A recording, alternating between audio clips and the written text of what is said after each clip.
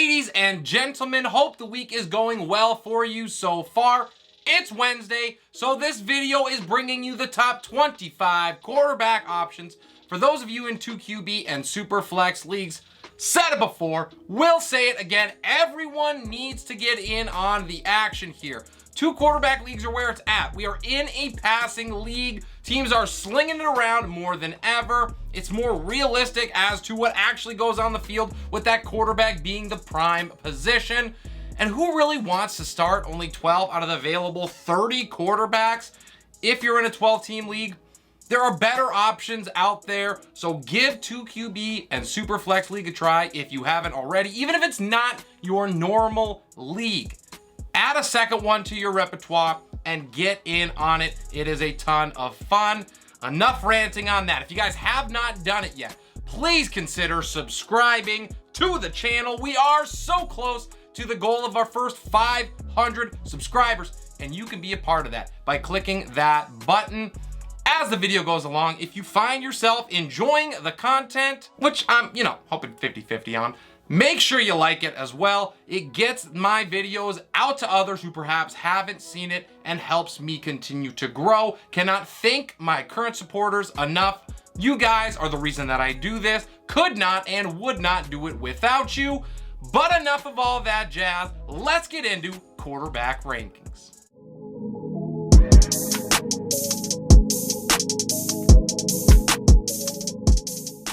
I always seem to forget the kickers as well. So I have kickers in this video, the top 15 options for you guys to choose from, the ones that I think are gonna have the most opportunities in the week's games. All right, so at number 1 for my quarterback, Josh Allen is back from bye. So I gotta go with that man. He should be fresh and ready to hit the ground. He has yet to fall outside of the top 5 even once this season, and crushing last year's MVP would be a great notch on his belt in his own MVP campaign. To 2, it is Jalen Hurts.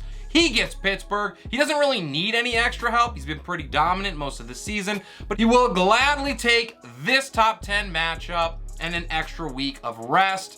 After pounding the rock against Dallas, I think the Eagles might give Hurts the chance to sling it a little more. To the 3rd spot, it is Joe Burrow against Cleveland. He has torched secondaries in the last 2 weeks, 781 yards, 8 tutties, and no picks. Both games he was overall quarterback 1. When they are clicking on all cylinders, like they were against Atlanta, they are unstoppable. Up next is Lamar Jackson.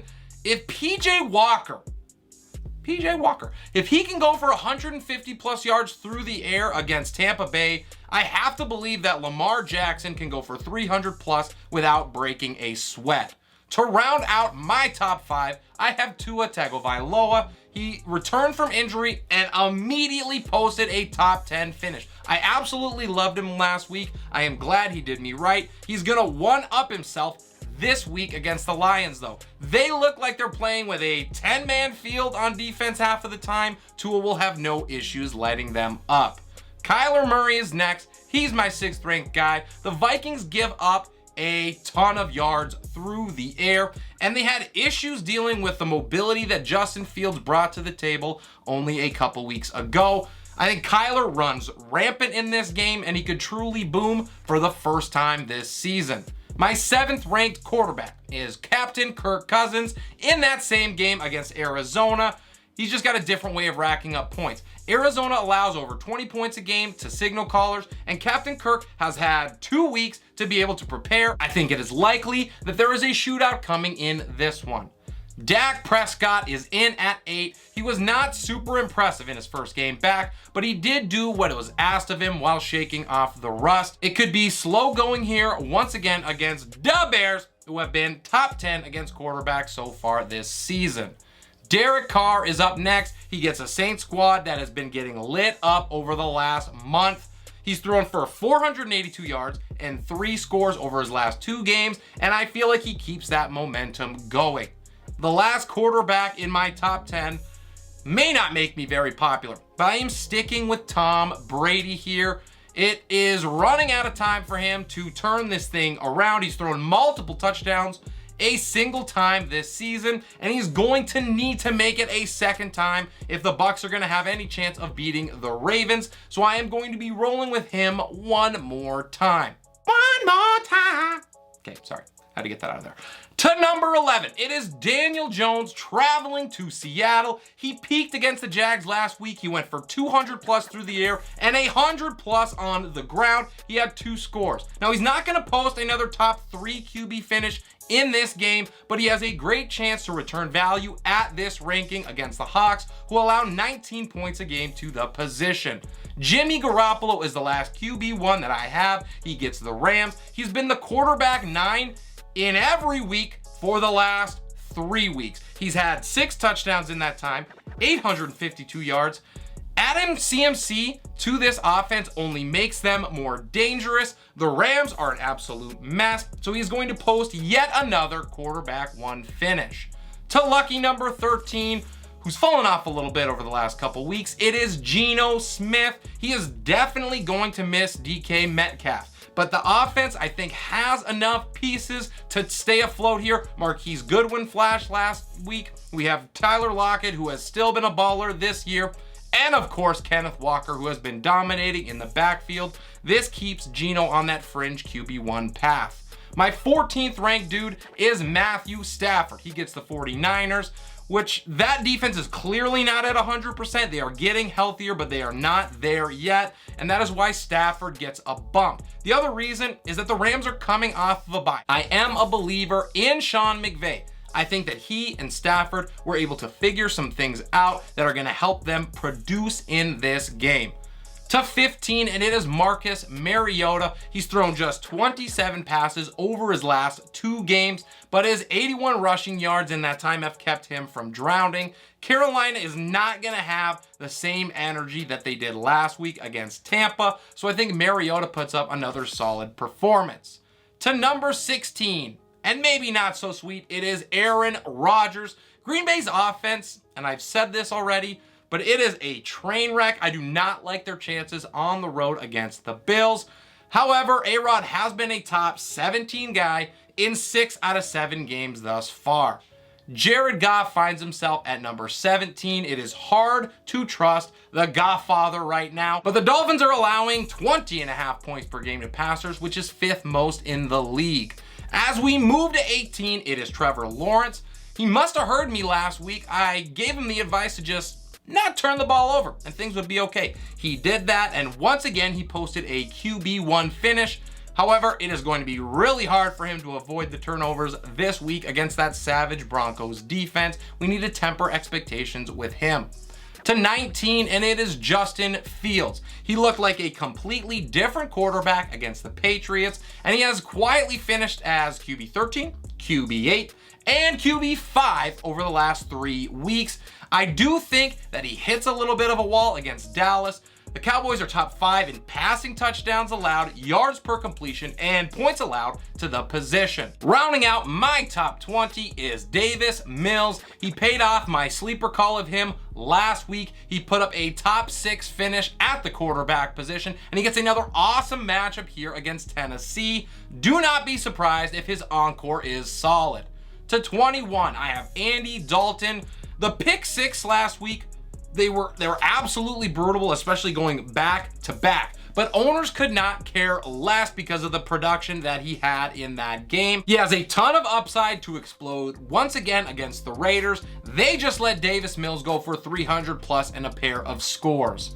Taylor Heinicke, aka Mr. Bud Lightike, is my number 22 guy. He did not flinch in that start against the Packers. He posted a QB 13 finish overall, right outside of that QB1 range. The Colts defense, however, they are legit. They know they're gonna have to rise to the occasion with none other than Sam Ehlinger, the legend himself, starting for them. So I think they make it tough on Bud Lightike.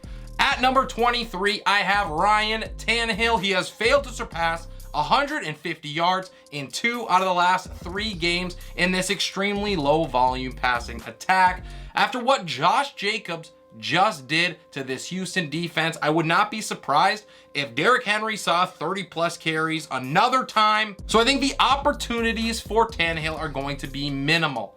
PJ Walker is the last QB2 that I have. It's an awesome matchup here with Atlanta, and he was able to conjure up a solid outing against the Bucs.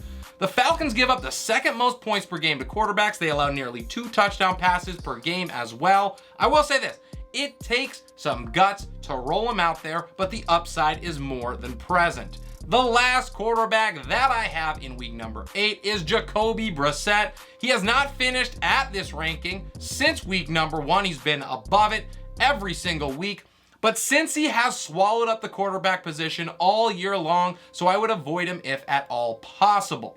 With quarterbacks out of the way, this is a great time to let you guys know. Relentless Press drops videos Monday through Saturday. I am dropping my waiver wire targets usually Monday night around 5:30, and then every other day starting at 10 a.m. Pacific or noon at the latest, I have content coming out. I'm going over all the positions. I do a week in review, and it's fantasy version so that I get every key take from those games and let you guys know that information. It is a great way to review what has just happened and to prep you for the next week. So check that out if you haven't. The reason I'm giving you this spiel is because if you do not subscribe to the channel, you might miss something, and there is a ton of good content coming out daily. And with that done, let's hop in to kickers.